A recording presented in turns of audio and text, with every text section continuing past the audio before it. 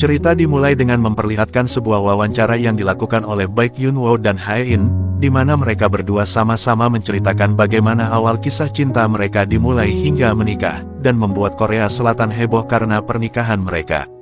Di mana banyak yang menganggap kalau Yunwo adalah pria beruntung yang berhasil menikahi putri konglomerat, dan tentu saja banyak orang yang penasaran juga dengan kehidupan pernikahan mereka setelah 3 tahun berjalan. Ketika syuting berlangsung, Hae-in terkenal dengan sikap cuek, jutek dan belak-belakan, sangat berbanding terbalik dengan sang suami yaitu Yunwo yang bersikap hangat. Tujuan mereka bersedia melakukan wawancara ini adalah untuk menepis rumor yang beredar, di mana mereka diberitakan tak akur dalam pernikahan ini dan akan bercerai. Hae-in lalu menceritakan bagaimana awal pertemuan mereka. Setelah kembali dari kuliahnya di luar negeri, Hae-in lalu magang di perusahaan keluarganya dan menyamar sebagai karyawan baru. Dia pun sering mendapatkan bantuan dari Yunwo untuk menggunakan mesin fotokopi, sehingga dari sanalah Hae-in lalu berpikir kalau Yunwo menyukainya. Tak hanya itu, Yunwo juga terlihat begitu peduli pada Hae-in agar dirinya tak dimarahi oleh atasan mereka. Ia juga memberikan Hae-in perhatian dengan memberikan Hae-in payung saat akan pulang kantor. Tentu malam itu Yunwo juga menyatakan perasaannya pada Hae-in. Dia mengatakan walaupun dirinya berasal dari desa kecil, namun keluarganya sangat dihormati oleh para warga karena ayahnya sebagai kepala desa. Selain itu, keluarganya juga memiliki banyak sapi dan di kota Yunwo juga membayar lunas uang kontrakannya. Jadi dengan hal itu sudah menjadi jaminan walaupun suatu hari nanti Hae-in dipecat, Yunwo siap untuk menjaga Hae-in, dan dia pun langsung menyatakan perasaannya. Tak sampai di sana, Hae-in lalu melanjutkan ceritanya di mana suatu hari Yunwo memutuskan untuk mengundurkan diri dari perusahaan setelah mengetahui kalau wanita yang dia taksir adalah anak dari pemilik perusahaan itu. Tapi Hae-in lalu menyusulnya ke desa menggunakan helikopter dan meminta Yunwo untuk tetap berada di sisinya. Yunwo menganggap saat itu Hae-in seperti malaikat cantik yang turun dari surga, tapi saat ditanya bagaimana kehidupan rumah tangga mereka, Yunwo lalu berusaha untuk mengatakan jika kehidupan pernikahan mereka begitu bahagia. Namun siapa sangka seperti percintaan para kelas atas pada umumnya, pencitraan adalah hal yang paling penting, di mana ternyata di lain tempat teman-teman Yunwo bergosip mengenai kisah pernikahan teman mereka. Faktanya Yunwo sangat ingin bercerai dengan istrinya, karena Hae-in ini adalah wanita gila, galak, kejam dan sangat to the point. Singkat cerita, sekretaris Hae-in lalu memberitahu Hae-in jika dirinya belum diundang dalam sebuah grup pebisnis kelas atas, karena penghasilan Mall Queens hanya mencapai 880 miliar won saja dan belum memasuki target, atau persyaratan yaitu harus menghasilkan sejumlah 1 triliun won. Hae-in lalu mengincar kerja sama dengan sebuah perusahaan besar yang bernama Herkina, akan tetapi Herkina hanya ingin bekerja sama dengan anggota klub 1 triliun won itu saja, sehingga ia pun menargetkan kalau dirinya harus memasuki grup tersebut agar perusahaannya semakin membesar. Hae-in lalu memutuskan untuk menyingkirkan merek-merek yang menghambat penghasilannya, namun ternyata hal itu tidak mendapat persetujuan dari kuasa hukum Queens Group yang dipimpin langsung oleh suaminya yaitu Yunwo. Dengan segera sekretarisnya lalu memanggil Yunwo walaupun ia sedang rapat, tapi tetap saja dalam rumah tangga mereka istrinya lah yang berkuasa dan mengendalikan semua, sehingga mau tidak mau saat menghadapi Hae-in, Yunwo harus tetap patuh dan mengurus permasalahan hukum yang akan terjadi, jika saja mereka dituntut karena memutus kontrak secara sepihak dengan para pemilik toko yang ada di Mall Queens. Dalam pernikahan mereka memang Yunwo hanya bisa bersikap patuh dan menuruti semua kemauan dari Hae-in dan keluarganya, karena sadar jika dirinya menikahi keluarga konglomerat yang memiliki kuasa penuh. Sikap Hae-in yang begitu cuek dan tak peduli padanya pun juga menjadi alasan utama mengapa Yunwo begitu ingin bercerai dengan istrinya. Saat ini Yunwo sedang menunggu Hae-in untuk memberikan surat perceraian, namun ternyata Hae-in tidak datang. Ketika ia di rumah, Hae-in lalu meminta Yunwo datang ke ruang keluarga karena saat ini ada rapat yang diadakan secara rutin oleh keluarga Hong. Di sana sudah ada mertua, istri, ipar dan asisten kepercayaan keluarga mereka yang bernama Bu Grace. Ketika membahas permasalahan bisnis, adik Hae-in yang bernama Hong Su-chol pun meminta bantuan Yunwo untuk menghandle permasalahannya dengan Komisi Perdagangan yang terus menghubunginya. Yunwo lalu mengatakan untuk meminta langsung kepada tim kuasa hukum mereka, namun ternyata adik iparnya ini menolak dan hanya mau Yunwo yang menanganinya. Tak hanya itu saja, ibu mertuanya juga begitu membela anaknya sehingga Yunwo pun tak bisa berkutik lagi. Mereka lalu membahas mengenai rencana kehamilan untuk Hae-in, di mana sang ayah mertua sudah mempersiapkan nama untuk bayi mereka dan memakai marga Hong. Mendengar hal itu tentu Yunwo bertanya mengapa anak mereka harus ikut marga sang ibu bukan ayahnya, namun begitulah keluarga mertuanya mereka memiliki kendali penuh dan segala keputusan ada di tangan mereka. Kemudian setelah rapat usai Yunwo meninggalkan rumah untuk menghilangkan rasa stresnya menghadapi keluarga ini, sedangkan Hae-in menghampiri sang adik dan memberikannya pelajaran karena telah seenaknya memerintah sang suami. Yunwo kini terlihat mabuk-mabukan bersama sahabatnya untuk melampiaskan seluruh rasa penatnya. Ia pun lalu menceritakan niatnya untuk menceraikan Hae-in. Sesampainya di rumah ternyata Hae-in mengetahui Yunwo baru tiba, dan mereka pun sama-sama menahan diri untuk membuka pintu kamar. Mereka kini mungkin sama-sama masih ada rasa, tapi entah apa yang membuat hubungan mereka kini hanya formalitas saja. Keesokan harinya Yunwo ditugaskan untuk mengurus proses pembebasan bibi mertuanya yang bernama Bibi Bomja, adik dari sang ayah mertua.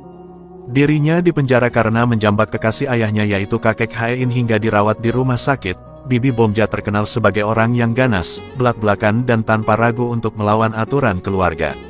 Malam pun tiba, di mana hari ini adalah malam peringatan kematian dari istri ketua Queen's Group yaitu Nenek Hae-in. Para wartawan pun berkumpul untuk meliputnya, sedangkan para menantu laki-laki kini tengah sibuk untuk memasak di dapur guna menyiapkan makan malam di hari peringatan tersebut. Tak lama Suchol lalu datang membawa menantu baru yang menikahi sepupunya.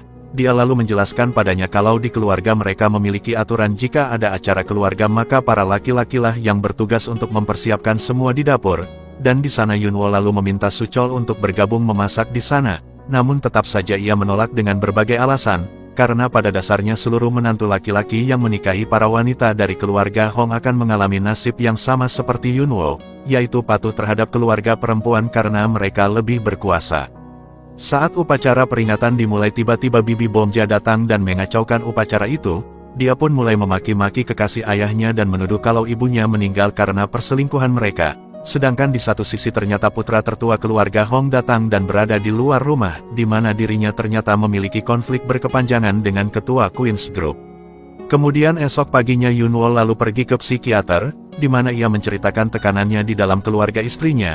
Ia merasa selama menikah dirinya menjadi lebih tertekan dan tak memiliki waktu luang untuk dirinya sendiri. Dia selalu menerima perintah dari keluarga sang istri dan menyelesaikan segala problematika di keluarga itu. Saat dokter menyarankan dirinya untuk pindah saja bersama istrinya, Yunwo lalu mengatakan jika dirinya sangat membenci sang istri karena menurut Yunwo dirinya menikahi Hae-in dengan tulus sepenuh hati. Sedangkan Hae-in juga mengatakan jika dirinya akan ada selalu untuk Yunwo, namun ternyata setelah menikah hal itu tidak didapatkan sama sekali oleh Yunwo. Singkat cerita kini di kantor, Bu Gris datang untuk menemui Yunwo. Dia meminta tolong pada Yunwo untuk menangani kasus hukum mengenai wasiat keluarga. Ia pun lalu menceritakan jika sepupu keluarga Hong memiliki permasalahan mengenai wasiat warisan, yang dimana ternyata suaminya tak memasukkan nama sang istri ke dalam surat wasiatnya untuk mendapatkan harta peninggalan sang suami.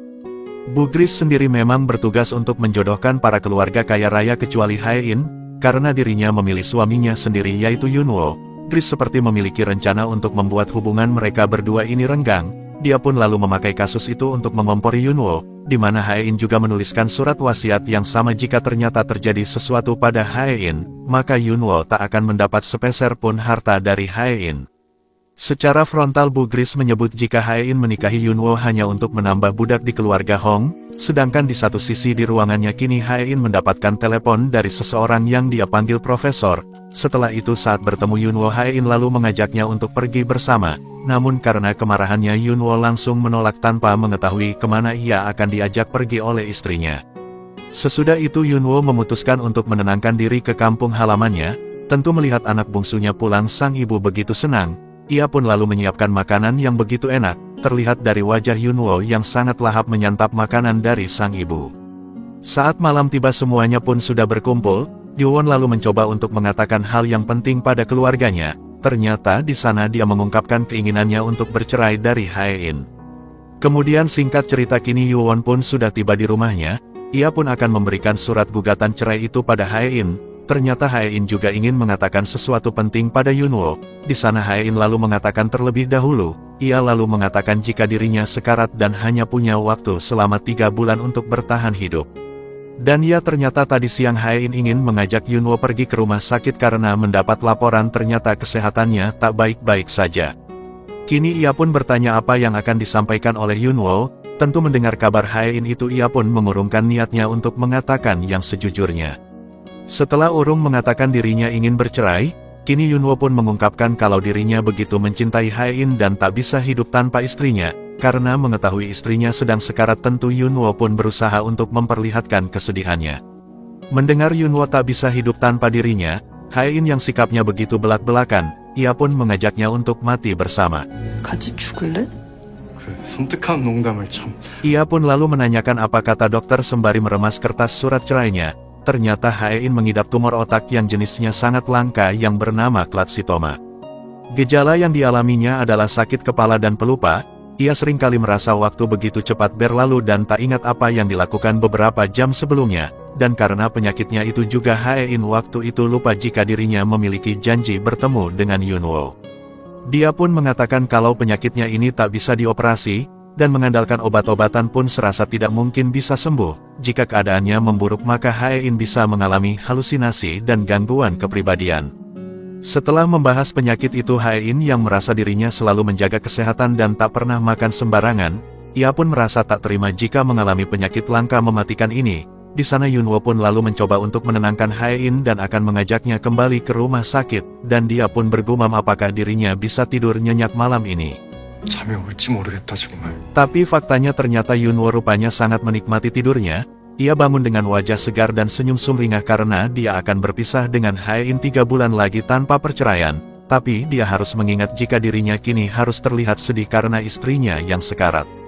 Yunwo lalu pergi ke kamar Hae-in. Dia melihat Hae-in yang tertidur pulas dan bangun kesiangan. Saat mendekat Hae-in pun masih tak bangun juga. Di sana Yunwo lalu berpikir bagaimana jika terjadi sesuatu dengan istrinya. Tapi ternyata Hae-in terbangun saat Yunwo mendekatinya.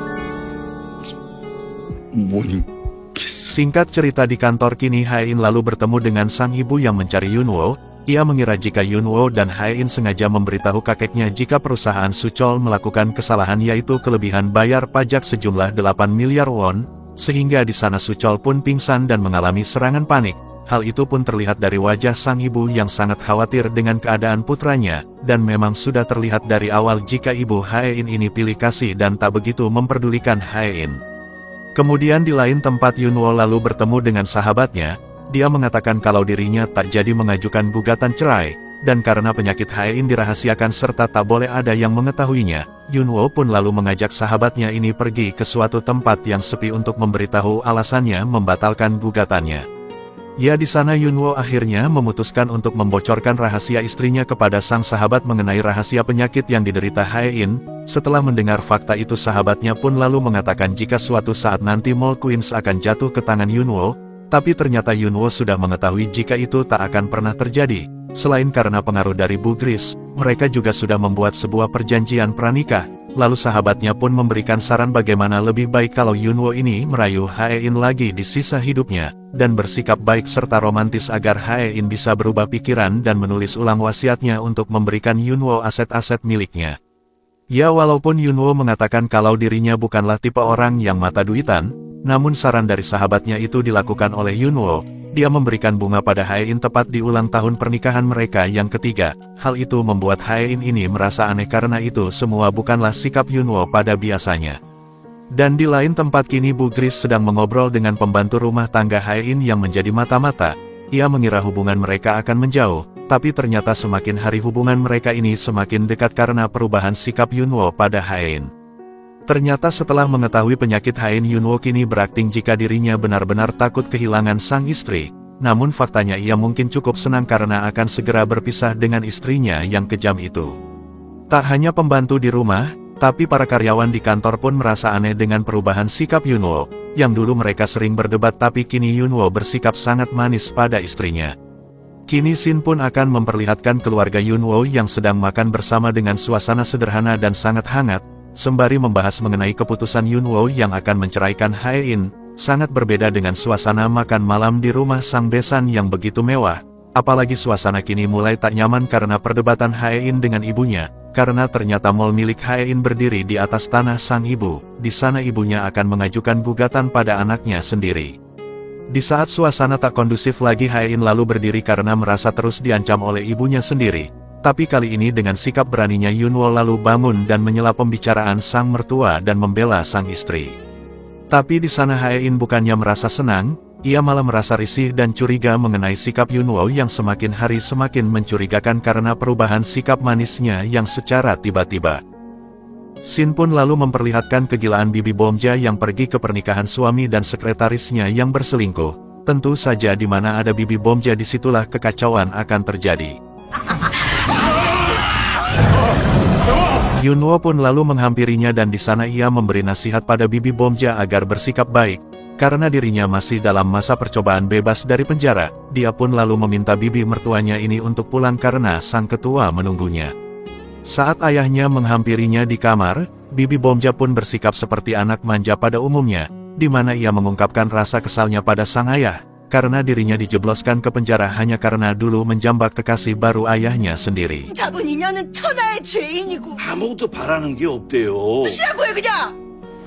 Shin lalu memperlihatkan kedua orang tua Hae-in yang sedang berjalan-jalan di taman rumah mereka. Di sana ibunya melihat bintang jatuh dan di sana sang ayah pun teringat juga jika saat mengandung Hae-in istrinya ini juga bermimpi tentang bintang jatuh. Hal itu pun tiba-tiba membuat suasana berubah. Sang suami juga mengingatkan agar istrinya ini tak begitu keras pada anaknya sendiri. Ternyata ada masa lalu kelam yang terjadi antara Hae-in dan sang ibu, di mana ibunya mengatakan jika kematian anaknya yang bernama Suan tak akan pernah dilupakannya. Walaupun itu kecelakaan, namun hal itulah yang membuat sang ibu menderita setiap saat ketika mengingat hal tersebut. Sedangkan kini Yunwo sedang sibuk mencari informasi mengenai tumor otak. Ia ternyata meminta kepastian pada dokter saat itu berapa lama Hae-in ini bisa bertahan hidup. Namun dokter tidak bisa memastikan dan hanya mengatakan 3 bulan saja. Tapi kemungkinan lain juga bisa terjadi karena sebagian besar pasiennya mengalami keajaiban yaitu bisa sembuh secara tiba-tiba. Tapi pada dasarnya Yunwo ini memang berharap jika istrinya ini benar-benar cepat meninggal dunia dan tak bisa sembuh. Tak lama kemudian Hae-in pun datang dan melihat kamar Yunwo yang masih terbuka. Di sana ia pun lalu melihat Yunwo tertidur di meja kerja. Saat melihat laptopnya, Hae-in tersentuh karena Yunwo mencari informasi mengenai penyakitnya, padahal nyatanya malah sebaliknya. Tapi ternyata hal itu juga menguntungkan bagi Yunwo karena mengubah persepsi Hae-in padanya. Hae-in pasti mengira jika Yunwo memang sangat takut kehilangan dirinya, sehingga ia pun berusaha keras untuk mencari informasi lainnya mengenai penyakit itu. Hae-in lalu mengatakan jika dirinya akan berusaha mencari jalan keluar dan akan tetap bertahan hidup demi Yunwo. Singkat cerita, keesokan harinya, kini pertemuan para pebisnis elit yang diadakan oleh Herkina dimulai, di mana mereka akan mencari perusahaan untuk diajak bekerja sama dan berinvestasi. Hae-in tentu tak akan melewatkan hal itu. Ia turut hadir di acara tersebut dan di sana ia pun disapa oleh Yena pesaingnya. Ia terlihat mengejek Hae-in karena datang sendiri sedangkan tamu lainnya mengajak rekan atau pasangannya. Hae-in lalu mencoba untuk menghubungi Yunwo, namun ternyata Yunwo ada persidangan. Dia pun kembali diejek dengan rumor hubungannya dengan Yunwo yang dikatakan akan segera bercerai. Secara kebetulan juga di sana Hae-in lalu baru mengetahui jika pria di masa lalunya yang pernah dia tolak, kini menjadi orang penting yang bisa mengantarkan kesuksesan perusahaannya. Ya, pria itu bernama Yuen Song. Karena tak ingin melewatkan peluang emasnya, Hae-in pun lalu mencoba mendekati Yuen Song, dan secara langsung meminta bantuannya untuk mendekatkannya dengan investor Herkina. Saat pimpinan Herkina sedang berkenalan dengan para pembisnis lainnya, tiba-tiba Yunwo pun datang di waktu yang tepat. Di sana Yunwo mengatakan jika dirinya berusaha secepat kilat untuk memenangkan kasusnya di pengadilan agar bisa segera menemui Hae-in. Mengetahui Yunwo adalah suami dari Hae-in, Yuen Song lalu menemui Yunwo dan mengatakan jika dirinya pernah menyukai Hae-in dan memiliki hubungan yang cukup dekat di masa lalu. Tapi Yunwo terlihat tak begitu mempedulikannya. Namun siapa sangka saat Yunwo tak sengaja melihat mereka berdua sedang mengobrol sembari tertawa bersama, Yunwo pun merasa cemburu. Keesokan harinya kini Bu Gris sedang membahas mengenai kedatangan investor Herkina ke Korea. Ia juga mengatakan jika orang kepercayaan Herkina adalah Yuen Song, teman sekampus Hae-in. Di sana Bu Grace juga sangat menyesal kenapa dulunya ia tak berusaha keras untuk menjodohkan mereka berdua. Kini mereka pun meminta tolong pada Hain agar mengundang Yuan Song untuk makan bersama sembari membahas bisnis keluarga mereka pada Herkina.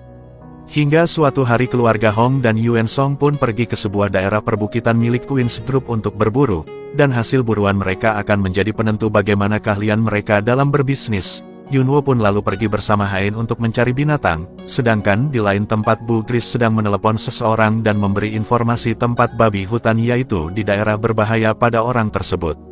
Sedangkan saat mereka terpisah kini Yunwo pun bertemu dengan Yuan Song, ia lalu memberitahu jika permainan berburu sudah memiliki wilayah masing-masing. Namun ternyata di sana Yuan Song melanggarnya dan saat Yuan Song melihat rusa ia pun mencoba untuk menargetkannya tapi dihalangi oleh Yunwo. Sedangkan di tempat lain Hain masuk ke daerah berbahaya dan menargetkan seekor burung namun ia gagal, tiba-tiba saja ia mendengar suara babi hutan namun apesnya di saat seperti itu penyakitnya kambuh lagi.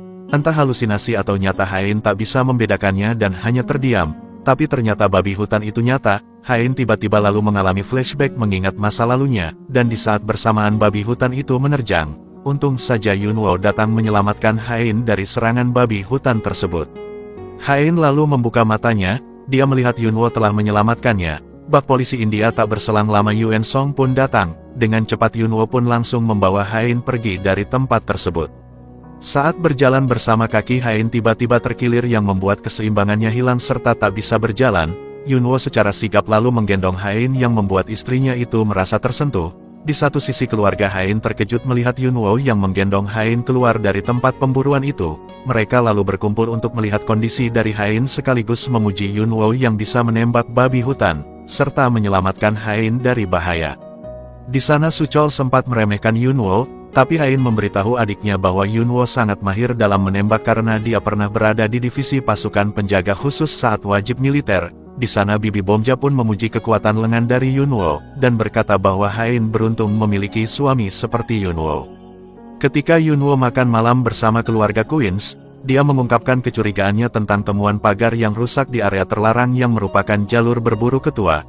Dia menduga bahwa seseorang sengaja memancingnya untuk mencelakai sang ketua. Sebagai tanggapan ketua pun akan menyelidiki sendiri masalah tersebut dengan memeriksa rekaman CCTV.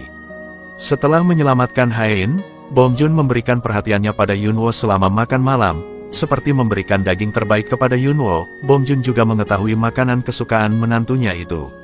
Sesudah itu Pak Ketua memanggil tukang kebun untuk membawa anjingnya. Tukang kebun itu menceritakan bagaimana anjingnya bisa menyelamatkan putranya dari kebakaran rumah. Ketua terkesan dengan kepintaran dan kesetiaan anjing tersebut serta meminta menjual anjing itu padanya. Namun sang tukang kebun menolak karena sudah menganggap anjing tersebut sebagai bagian dari keluarganya.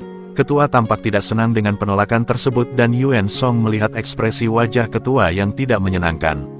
Setelah makan Yuan Song pergi menemui bapak itu dan memberikan tawaran yang besar untuk membeli anjing tersebut.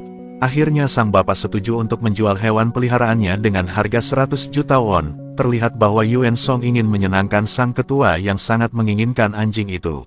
Di satu sisi Yunwo bertemu dengan Suchol untuk memberikan solusi terhadap permasalahan Suchol di kantornya mengingat Yunwo adalah penasihat hukum. Suchol menyadari maksud Yunwo yang takut tidur bersama dengan Hain. Suchol lalu menolak diskusi itu dan memerintahkan Yunwo untuk segera beristirahat ke kamarnya. Setelah itu Yunwo masuk ke kamar Hain dengan hati-hati agar tidak ketahuan istrinya. Namun ternyata Hain belum tidur. Yunwo merasa gugup saat Hain memintanya membuka kancing di belakang bajunya karena tangannya terkilir. Pikiran Hain mulai terganggu dengan sikap suaminya akhir-akhir ini. Mungkin gejala ini menunjukkan bahwa perasaan cinta Hain mulai bangkit kembali untuk Yunwo. Bahkan jantungnya berdebar saat melihat Yunwo setelah selesai mandi. Merasa kesal dengan pikiran anehnya tersebut ia pun memilih untuk tidur. Namun mereka tidak bisa tidur dengan alasan kasur yang begitu kecil dan tidak nyaman bagi mereka. Hain lalu mengingatkan bahwa ini bukan pertama kalinya mereka tidur bersama. Hain lalu flashback saat mereka masih pacaran ketika Hain mengunjungi kampung halaman Yunwo. Dia melihat banyak penghargaan yang diterima Yunwo yang dipajang di rumah orang tuanya. Yunwo kemudian meminta Hain untuk menginap di rumahnya karena sudah larut dan berbahaya untuk mengemudi di malam hari. Hain pun setuju sementara Yunwo akan tidur di kamar yang berbeda. Namun Yunwo kembali dengan mengetuk jendela kamar Hain dan mengajaknya untuk melihat bulan bersama. Kemudian Hain memiliki ide yang lebih baik di mana ia mengundang Yunwo untuk tidur bersamanya di kamar. Yunwo dengan senang hati menerima undangan tersebut. Sesudah itu Hain bertanya kepada Yunwo apakah dia ingin berpelukan, membuat Yunwo merasa gugup dengan pertanyaan istrinya, namun ternyata Hain hanya bercanda dan mereka tetap menjaga jarak di kasur yang sama.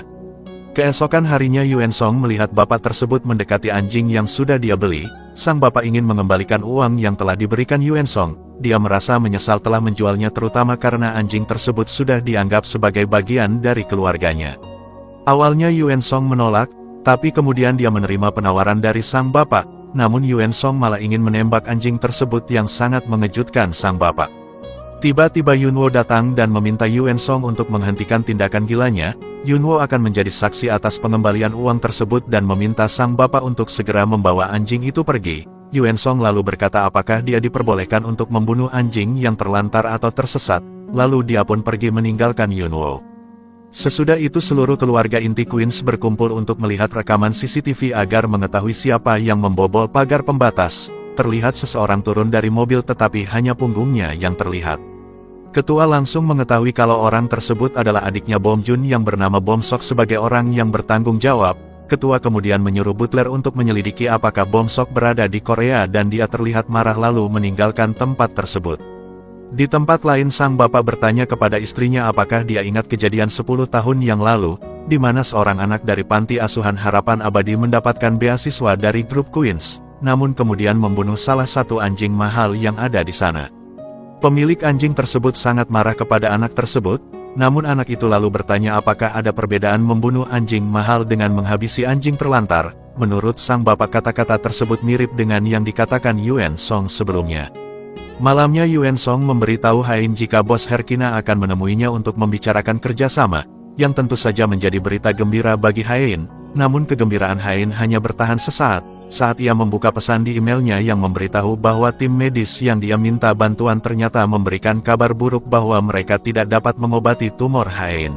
Padahal Hain akan segera bergabung dengan klub 1 triliun dan banyak pakaian mahal yang dia simpan belum pernah digunakan.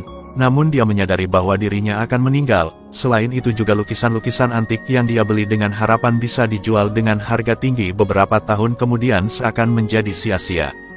Keesokan harinya di kantor, Hain semakin terpesona oleh Yunwo. Bahkan dia bertanya kepada sekretarisnya apakah itu normal bagi seorang istri yang melihat suaminya membuat hatinya berdebar meskipun mereka sudah menikah selama 3 tahun. Hain menceritakan bahwa ada seorang temannya yang mengalami hal yang sama. Bahkan dia merasa tertarik dengan bahu suaminya dan selalu ingin memeluknya karena terlihat seksi. Sekretarisnya menjawab bahwa temannya Hain mungkin sedang mengalami masalah kesehatan otak. Sekretarisnya menyarankan untuk memeriksanya dan tentu saja Hain merasa tersinggung dengan komentar sekretarisnya. Hain kemudian berkonsultasi dengan dokter tentang masalah hatinya yang selalu merasa simpati terhadap orang lain, meskipun sebelumnya dia tidak pernah memperhatikan perasaan orang lain. Pernah ada suatu kejadian di kantor mereka di mana dia marah saat melihat pegawainya menjual barang, namun kemudian sekretarisnya menjelaskan bahwa anak orang tersebut sedang dirawat di inkubator. Mendengar hal itu Hain merasa kasihan dan iba sehingga dia mengizinkannya. Hain juga pernah tiba-tiba menangis ketika mendengar bahwa salah satu karyawannya membutuhkan uang untuk berobat ibunya. Menurut Hain otaknya mungkin mengalami masalah sehingga dia selalu merasa simpati terhadap orang lain. Namun menurut dokter banyak orang yang sakit parah akan mengalami perubahan hati seperti yang dialami oleh Hain. Hain membantah pernyataan dokter bahwa kematian akan mengubah kehidupan seseorang, karena menurutnya dia sudah hampir mati beberapa kali namun selalu diselamatkan oleh keberuntungan. Sementara itu si ayah mertua Bom Jun bersama Yunwo mengunjungi kediaman adiknya si Bum Sok, untuk menanyakan alasan kedatangannya yang terlihat dalam rekaman CCTV. Bum Sok mengakui bahwa dia memang pergi ke sana untuk bertemu dengan ayahnya si ketua Hong, namun ia tak melakukan apapun seperti yang Bom Jun tuduhkan. Sepulang dari sana Bom Jun ingin menemui ayahnya, akan tetapi ayahnya sedang tidur sehingga ia pun bercerita kejadian yang tadi dengan pacar ayahnya tersebut. Di satu sisi Sunwa sedang bersama dengan Bu Grace. Sunwa ingin Grace memata-matai Yuen Song karena ia ingin mengetahui kepribadian pemuda tersebut. Namun di balik itu semua Bu Grace ternyata orang yang sangat licik. Ia mengajak Yuen Song untuk bekerja sama agar Hain lekas bercerai dengan Yunwo. Bu Grace juga membocorkan rahasia jika dirinya lah yang menjebolkan pagar pembatas. Di tempat yang berbeda terlihat kakak Yunwo yang berniat ingin bertemu dengan Hain agar mereka tidak jadi bercerai. namun saat tiba di kantor Hain mereka dihalangin oleh pihak resepsionis karena tidak sembarangan orang bisa bertemu dengan Hain. Ketika sudah bertemu dengan Hain mereka pun langsung menjelaskan tujuannya ke sana, namun karena gugup mereka pun berbicara dengan tidak jelas, tentu Hain yang sibuk dan terburu-buru langsung pergi untuk menemui bos Herkina. Namun setiba di lokasi ternyata cuma ada Yuen Song di sana. Yuen Song pun berkata jika bos Herkina tak bisa datang karena ada urusan penting, padahal pertemuan ini adalah settingan Yuen Song semata agar bisa berbicara empat mata dengan Hain. Di sana Yuen Song menanyakan perihal Yunwo kepada Hain, ia pun berkata jika Yunwo adalah pria yang baik dan setia menjaganya, namun Yuen Song tak percaya dengan ucapan dari Hain dan mengatakan jika Hain terlihat menutupi sesuatu. Di tempat yang berbeda Yunwo terkejut ketika mendapat kabar jika kakaknya sudah bertemu dengan Hain. Yunwo yang cemas langsung bergegas pulang dan langsung menghubungi Hain, karena ia takut kakaknya akan berucap aneh-aneh perihal gugatan perceraiannya kepada Hain.